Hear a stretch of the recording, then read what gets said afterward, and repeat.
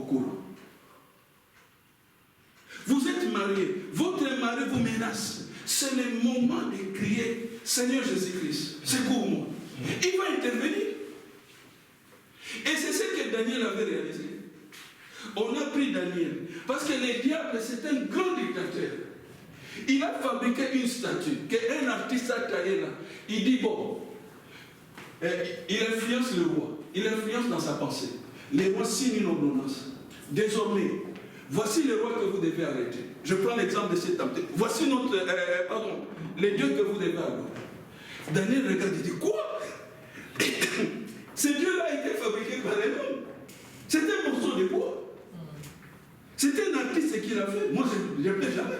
Moi, j'adore les dieux vivants. Amen. Alors, quand tu fais ça, c'est ce que la Bible appelle résister au diable. Le diable, maintenant, va montrer qu'il est fort. Donc, toi, tu ne vas pas adorer les dieux ici. En réalité, le Dieu qui vous montre, c'est lui. Il est caché là. Donc, si tu l'adores, tu t'adores le diable et il est content. Et il t'a eu. Et Daniel savait, parce que Daniel était prophète, il dit non, non, non. C'est mon son de bois, jamais. Alors le diable dit, dans ces cas, il y a une solution. Parce que ces gens-là qui se disent chrétiens, il suffit de les mettre dans des situations. Tu leur fais peur. Tu verras qu'ils vont relier leur Seigneur. Ils vont le faire. Alors le diable dit, petit problème, ouvrez la fosse au lion. Dès qu'on a ouvert, on appelle Daniel, regarde toi-même. Et puis le diable donne une idée, non, non, non, ouvrir c'est pas suffisant, affamez d'abord les lions. Et toi, tu es mis au courant de cette situation. C'est comme ça que le diable met la pression.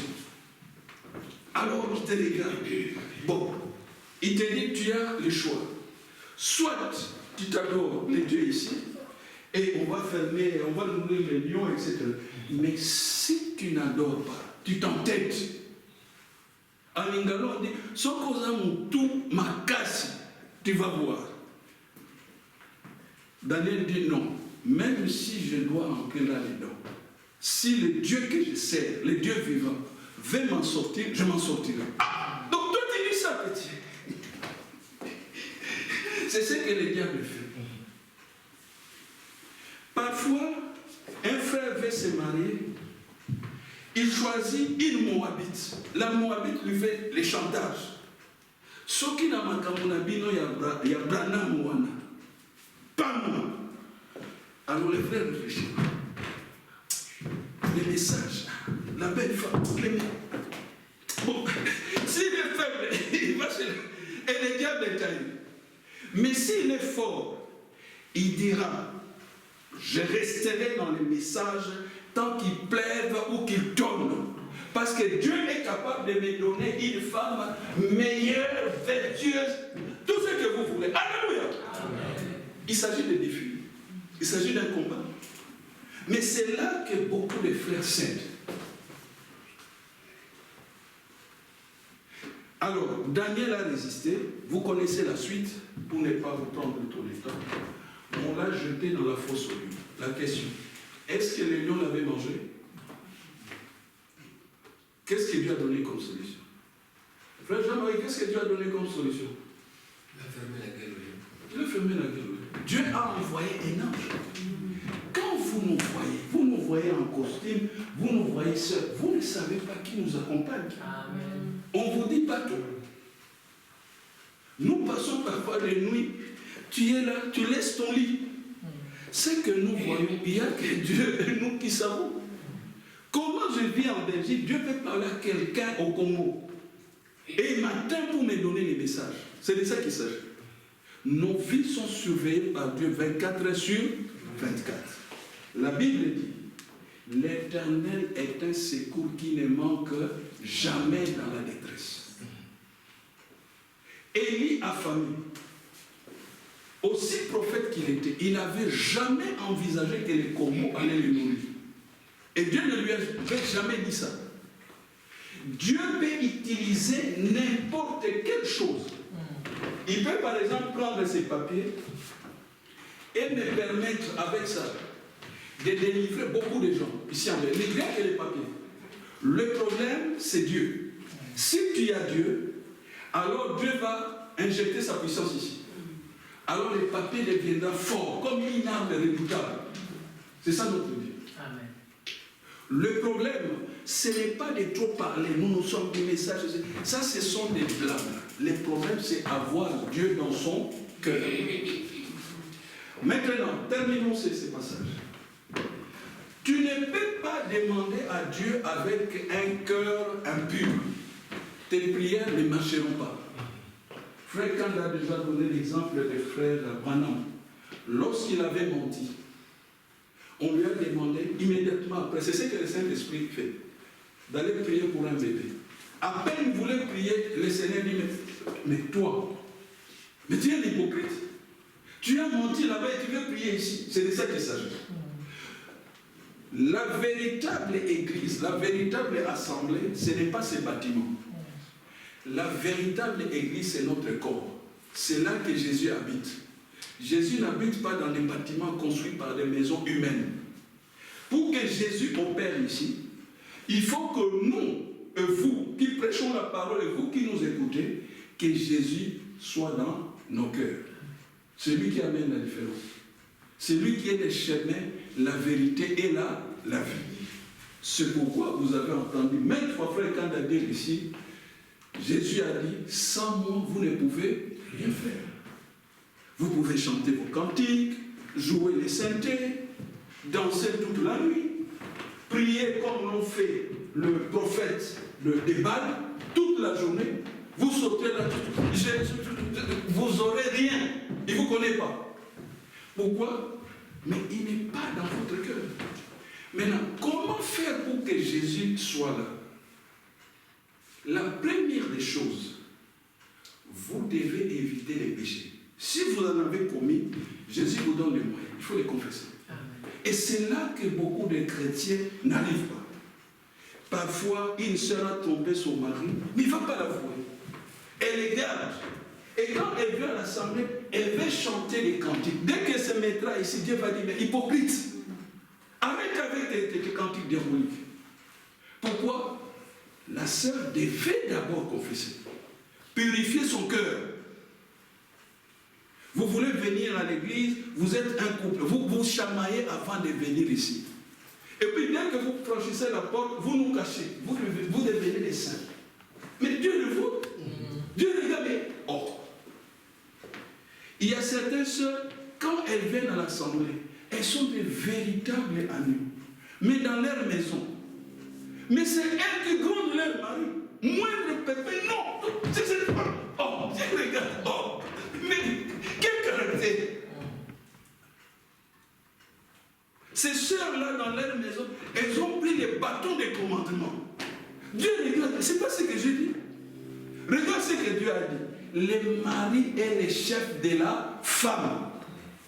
Et la première ministre belge, qui était première ministre, je crois, Sophie Wilmès, l'a démontré. Son mari est tombé malade. Sophie Wilmès a dit, je pose ma démission. Je dois aller veiller sur mon mari. Voilà une femme. Mais d'autres là, c'est ça. Mais ils ne connaissent même pas les valeurs. Parfois, les hommes causent entre eux, ils passent entre eux. Mais oh. Mais c'est quoi ça? Lorsque Dieu leur donne l'occasion de travailler, c'est le cas de ma femme. Son salaire devient secret d'État. Tu ne peux pas le connaître. Oh. Mais comment? Mais les tiens, ça doit être contrôlé, surveillé. Tu as ça, frère, ton salaire. Mais quand tu dis, mais ma femme, bon, maintenant je suis un peu quick. Bon, tu travailles pendant. Est-ce que je peux savoir? Ah non. Un homme ne peut pas connaître les salaires d'une femme. Donc toi, tu as des idées sur mon salaire. Mais non. Je vous ai dit comment je demande mon argent. Je demande à Dieu. Mais je crois que quand on est un couple, mais on doit se dire des vérités. Alors le Saint-Esprit m'a dit, oublie cette histoire. L'autre histoire, tu ne peux pas connaître le montant qu'on donne soi-disant des allocations familiales. Oh non, ça c'est des histoires des femmes. Oh.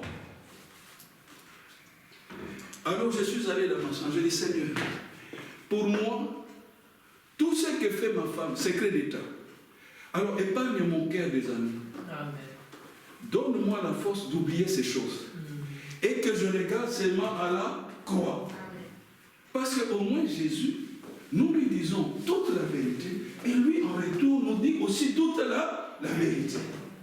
Mais nos femmes, quand on s'est mariés, communauté de biens, etc., nous on était contents. On est là, voilà, enfin, maintenant on fait là. Ou quand tu démarres, mais finalement, combien on dit non. Oh. Mais c'est bizarre. Mais chaque dimanche à l'église, ah Seigneur Jésus-Christ n'est pas venu. Mais il va venir comment? Vous savez, vous faites des cachotteries. Écoutez, dans un couple, c'est toujours l'entente. Si tu as ton argent, je ne sais pas. J'aimerais demander à cette assemblée, y a-t-il quelqu'un ici à qui j'ai demandé de l'argent? Une seule fois. Que je dis non, donnez-moi, je manque de l'argent. Est-ce que je l'ai déjà fait? Non. Je ne vais pas le faire. Parce que les donateurs de tout don excellent, c'est Jésus. Quand il m'a donné 8 fois la somme que j'ai envoyée au Congo, ce n'est pas ma femme, c'est Jésus. Alléluia. Amen. Tu ne peux pas faire les prières qui réussissent si Jésus n'est pas dans ton cœur, si la vérité n'est pas là, si tu te comportes comme un fou. J'ai reproché mon petit frère, ça fait environ 1 mois, il ne me parle plus. Regardez ce que je lui ai reproché. J'étais chez moi, une certaine dame m'a appelé. Ah non, j'ai chez moi à la maison une fille de ton frère, de ton petit frère. Je dis, mais comment? Une fille de mon petit frère. Oh, moi je ne savais pas que mon petit frère faisait à côté des choses qu'on appelle dans l'Ingala Makambuya Nyamu Nyamu. C'est-à-dire des choses pas bien. Et depuis son enfance, j'ai déjà capté sa faiblesse. Sa faiblesse, c'est les femmes. Mon petit frère ne peut pas voir une belle femme. Comme il est plus beau que moi, plus élégant, lui, il cherche toujours des choses chics. Je me demande, mais pourquoi il fait ça? C'est une technique pour appâter les femmes. Il est allé faire cet enfant-là. Alors je l'ai interpellé. J'ai dit, mais ce que tu fais, c'est pas bien. C'est ce que Hérode a fait avec son frère. Ah, mais qu'est-ce que je fais? J'ai dit, mais une femme m'a appelé. Tu as dit elle. Donc, il allait chez cette femme en cachette. On va les lire. Voici ce que la Bible dit à ce sujet. Parce que vous pouvez croire que je vous parle de choses comme ça. Je vais m'appuyer sur la Bible. Allons dans les livres de Timothée. Je vais terminer.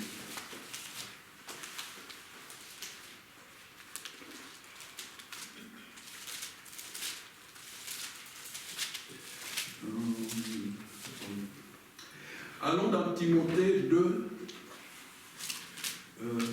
verset 5. Il me reste 10 minutes. Timothée 2, à partir du verset 5. Lisons tous ensemble. Non, à partir du verset 4. À partir là où on dit traître, allons-y. Traître, emporté, enflé d'orgueil. La suite, lisez ensemble avec moi. 2 Timothée 3, à partir de 4. Excusez-moi. 2 Timothée 3, vous l'avez? Oui. À partir du verset 4. Allons-y. Traître, emporté, enflé d'orgueil, aimant le plaisir plus que Dieu, ayant l'apparence de la piété, mais régnant ce qui fait la force. Éloigne-toi de ces hommes-là. Écoutez la suite maintenant, c'est là que je voulais insister. Il en est parmi eux qui s'introduisent dans les maisons et qui captivent les femmes d'un esprit faible et borné, chargé de péchés, agité par des passions de toute espèce. Amen. Amen. C'est de ça qu'il s'agit.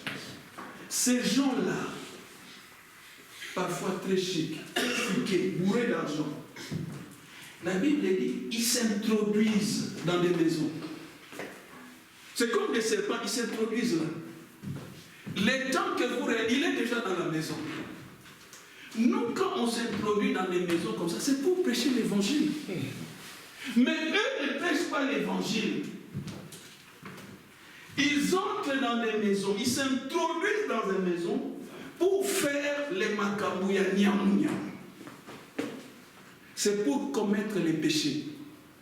C'est pour abuser des filles d'autrui. Le fait que je reprochais cela à mon père, il s'est fâché. Mais je n'en voulais pas. Je sais qui s'est fâché. Ce sont des esprits. Il s'est fâché, il s'est emporté. Il a dit, je ne viendrai plus, je ne mettrai plus mes pieds dans ta maison. Je dis, nous, on est vaccinés. J'ai déjà prêché dans des assemblées. On dit, celui-là, on ne veut plus qu'il vienne prêcher ici. Mais tant pis. Le monde entier est ma chair. Vous ne savez pas combien de gens que Dieu me fait rencontrer. Je rencontre beaucoup plus de gens en dehors de cette assemblée qu'ici. Ici, vous me voyez là, je suis calme. Parce qu'on est dans la maison de Dieu, on ne peut pas parler. On doit écouter.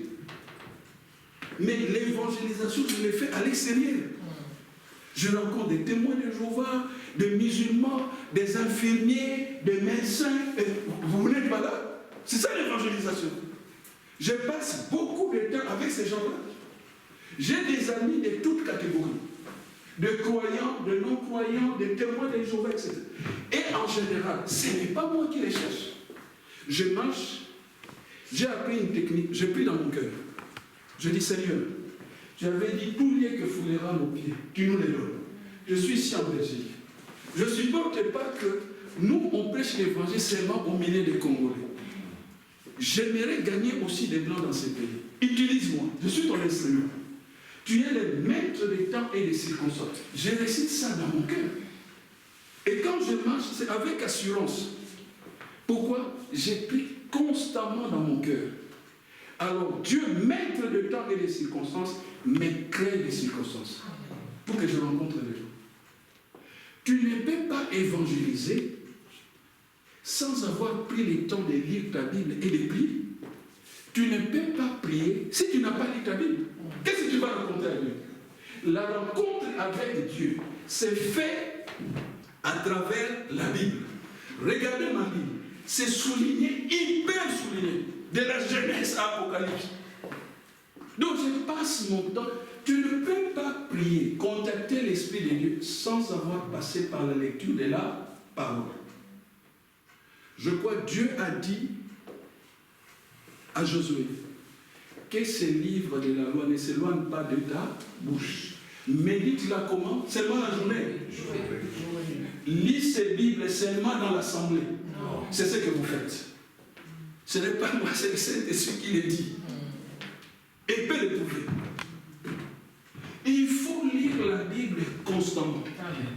Dieu ne peut pas vous donner des prophéties, des visions, des directives, si vous ne lisez pas sa Bible. Lire la Bible, c'est aller à la rencontre de Jésus-Christ. C'est Jésus qui va vous parler. Il vous conduira exactement dans les versets qui coïncident avec les circonstances que vous traversez. C'est de ça qu'il s'agit. C'est insuffisant d'écouter seulement les prédicateurs. Je n'ai pas le temps et je n'ai pas préparé ces citations. Mais un jour, je vais vous le montrer. Le frère Branham dit, un chrétien doit lire sa Bible tous les jours. C'est une âme. Dieu est là-dedans. Dieu est dans sa parole. Ce n'est pas ici à la chair. Dieu est dans sa parole. Dieu est en nous, ses serviteurs. Parce que nous lisons la Bible continuellement. Lire ne suffit pas, il faut la méditer. Par exemple, les versets. Vous voyez, le Saint-Esprit m'a bloqué uniquement. J'ai préparé plein de versets. Mais sans doute parce qu'il sait qu'il me reste 4 minutes. Il m'a bloqué seulement là. Je vais terminer. La pratique consiste à quoi? Avant d'aller demander à Dieu, croyez d'abord. Ne demandez rien à Dieu si vous n'avez pas l'assurance que vous croyez. C'est ce qu'on appelle la foi. Par exemple, s'il y a des cas ici, et je sais il y en a, personne ne vient à l'église sans requête. Nous sommes des humains. Donc nous avions des besoins. Il y en a qui attendent leur mariage, d'autres les voyages, d'autres des enfants. Je n'en sais rien, mais Jésus le sait. Amen. Bon, maintenant, je vais prier, puis je laisserai un temps à Frère Kanda de prier. C'est les pasteurs ici. Vous devez croire à ces prières. Parce que si vous ne croyez pas à ces prières, c'est comme si Jésus s'était né ici. Il priait. Dans la prière, vous dit des choses et vous ne les croyez pas. Ça ne vous amènera rien. Vous devez croire que nous sommes des serviteurs de Dieu. Dieu nous a mandatés pour vous prêcher la parole. Tout ce que je vous ai dit, je l'ai démontré par la Bible. Ça signifie que Eradakati. Quel est votre problème? Parce que je termine. Quel est votre problème? Qu'est-ce qui vous dérange? Vous devez savoir que vous êtes chrétien. Pas seulement pour dire Alléluia, venir régulièrement à l'église. Non. C'est aussi, en cas de besoin, de demander à Dieu. Matthieu 7,7. Demandez et vous recevrez. Vous demandez, il donne. Tu ne demandes pas, tu n'auras rien. Bon, ne commettez pas l'erreur de demander à Dieu, dire. C'est enfantin. Frère Branham disait, c'est comme une petite souris, il rentre dans un silo plein d'arachides. Il mange 3 graines d'arachides, il sort là-bas, il est content. C'est la souris la plus bête du monde. Il devait manger suffisamment. Quand j'ai commencé, je n'avais pas beaucoup de fait. J'ai dit, Seigneur, je suis ton père, je dois en avoir. Il a dit, petit, aux amoines. Il m'a donné. J'aime Jésus-Christ. Il m'a donné à gogo. Demandez. Mais maintenant, pour demander, vous ne devez pas vous comporter comme les gens du monde. Il ne vous donnera pas. Je vois la sœur Grâce là-bas. La plus petite de nous, c'était Camille. Camille n'est pas là? Ah, elle est là, elle dort. Sœur Grâce, si Camille vient avec son âge, elle te dit, maman, donne-moi la tronçonneuse. Tu vois, Sœur Grâce, la tronçonneuse? C'est la machine avec les scies dentées là, on coupe l'arbre. Est-ce que tu vas la lui donner? Non. Frère Frédéric, tu vas lui donner? Tu donnes à ta fille? Non. Pourquoi? Elle est trop petite. Elle est trop petite. C'est comme ça avec Dieu. Tu sais que Dieu est le possesseur, le créateur de toutes choses. Toi, tu viens, tu demandes, Seigneur, j'aimerais avoir une assemblée de 12 disciples. Il va dire, mais il y a quelque chose qui va. Lui, il a dit, allez dans le monde entier. Cette assemblée devait être remplie, les gens à l'extérieur. Pourquoi ce n'est pas rempli? Ce n'est pas la faute de Frère Kanda. C'est vous qui êtes fainéant. Je vous observe. C'est extrêmement rare que vous amenez une âme convertie ici. Mais vous êtes des chrétiens, ça fait 10 ans, 20 ans. Bilan en tant que gagnant d'âme, le bilan, je dois le dire en Tchibouba. C'est ce que le Saint-Esprit m'a dit. Tchigémou. Ça signifie 0. Et honte à vous. Parce que la mission première de l'Église et de Jésus-Christ, c'est de gagner les âmes. Retenez-le. La mission première de l'Église, ce n'est pas faire des tas de réunions tous les jours. Jésus a dit, il me l'a montré pendant que j'étais là en retrait. Abandonnez même les 99 brebis, allez chercher l'unique brebis là. Vous comprenez? Ça signifie quoi? Nous tous, nous avions un travail. Gagner les âmes. Maintenant, si vous n'en gagnez pas, Jésus vous donnera accès au ciel. Mais vous porterez une couronne sans étoile. Dans l'armée, on dira, vous serez caporal au ciel. Vous ne pouvez pas avoir les grades des généraux. Parce que les généraux ou les généraux portent des étoiles. Et ces étoiles-là, ce sont le nombre d'âmes que vous gagnez à Christ. Gagner les âmes à Christ, ce n'est pas toujours péché. Il y a des gens que j'ai ramenés à Christ simplement par des simples gestes. Tu vois une personne affamée, le Saint-Esprit te dit, tu lui donnes de l'argent. Tu donnes de l'argent, la personne est sûre. Oh, mais comment tu peux me donner autant d'argent? Mais qui es-tu? C'est une introduction pour parler de Jésus. Ah, non, j'ai passé quelque chose dans mon cœur. Honnêtement, c'est Jésus qui m'a dit de te donner ça. Ah, mais qui est Jésus? Vous comprenez? Donc, prêcher l'évangile, gagner les âmes, ce n'est pas des blabla. C'est agir, faire des actes. Il y a une femme qui ne marchait pas, Nadia, qui était venue ici. On s'est rencontrés au cours de route. Elle marchait difficilement. Et les gens ne faisaient même pas attention. Tout le monde est pressé. Quand tu demandes au Saint-Esprit pourquoi ils sont pressés, chercher l'argent. C'est comme si c'est l'argent qui allait nous sauver. Prenez l'engagement d'être un gagnant d'âme. Je sais, et je termine. La question que vous allez vous poser, mais comment le faire? Il n'y a pas meilleur formateur en matière d'évangélisation que le Saint-Esprit. Maintenant, vous devez lui demander. Comment? Par la prière. Saint-Esprit, je suis dans mon lieu de travail. J'aimerais parler de Jésus-Christ. J'aimerais gagner des âmes ici. Saint-Esprit, toi qui connais toutes choses, viens-moi en aide. Crée des circonstances. Et le Saint-Esprit va créer. Mais vous ne l'appelez jamais en action. Depuis que vous l'avez reçu, comme on voit parfois dans certaines églises de réveil, c'est toujours les parler en langue. Mais ce n'est pas toujours ça. Les parler en langue, ça va nous amener où? Le premier travail que Jésus, la première mission que Jésus nous a donnée, aller dans le monde entier, annoncer la bonne nouvelle.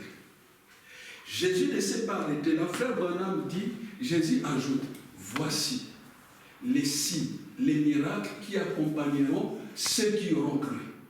Si vous croyez qu'en tant que chrétien, vous avez la capacité de faire des miracles, vous vous trompez. Personne ne détient cette capacité, sauf Jésus-Christ, le Saint-Esprit. Maintenant, si vous laissez sa place, il va le faire. C'est ce que frère Branham appelait appeler Jésus-Christ en scène. Celui qui le fait. Nous ne pouvons pas le faire. Frère Branham n'a fait aucun miracle, c'est Jésus. Frère Branham sans Jésus, il sait rien faire. C'était un homme, il peut bien prêcher, il peut bien parler, mais il ne saura rien faire. Frère Kanda, frère Jean-Claude, sans Jésus-Christ, qu'est-ce que nous allons vous apporter? Nous-mêmes, nous avions nos soucis. Mais c'est Jésus qui les fait, et il les fera ératakater. Alléluia. Amen.